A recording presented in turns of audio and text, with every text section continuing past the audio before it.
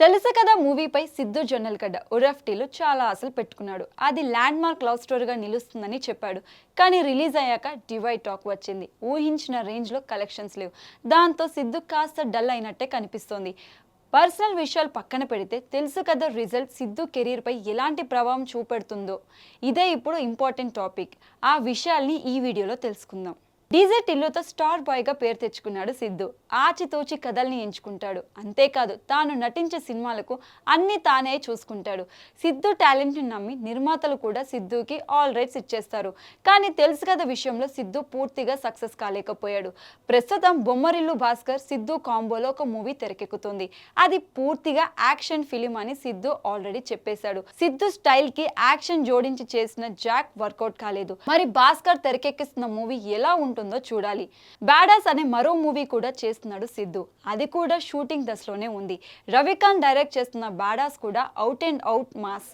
Badass first look poster release అయినప్పుడే ఆ విషయం అర్థమైపోయింది. సిద్ధు ప్రస్తుతం ఈ రెండు సినిమాలతో బిజీగా ఉన్నాడు. అయితే వీటికంటే ముందే సిద్ధు హీరోగా ఒక భారీ చిత్రం అనౌన్స్ అయింది. అదే కోహినూర్. గతంలోనే కోహినూర్ పోస్టర్ను రిలీజ్ చేశారు. సితారా సంస్థ తెరకెక్కించే ఈ భారీ చిత్రం 2 భాగాలుగా ఉంటుందని కూడా చెప్పారు. క్షణం, కృష్ణ అండ్ హిజ్ లీలలు మూవీస్ని డైరెక్ట్ చేసిన రవికాంత్ ఈ మూవీకి డైరెక్టర్. కోహినూర్ వజ్రాన్ని తిరిగి తీసుకురావటాన్ని కథాంశం అని ఈ మూవీ తెరకెక్కబోతుందని అన్నారు. అంతేకాదు 2026 జనవరిలో కోహినూర్ చిత్రాన్ని రిలీజ్ చేస్తామని అధికారికంగా ప్రకటించారు. కానీ సిద్ధు బిజీ షెడ్యూల్ వల్ల కోహినూర్ చిత్రం స్టార్ట్ కాలేదు.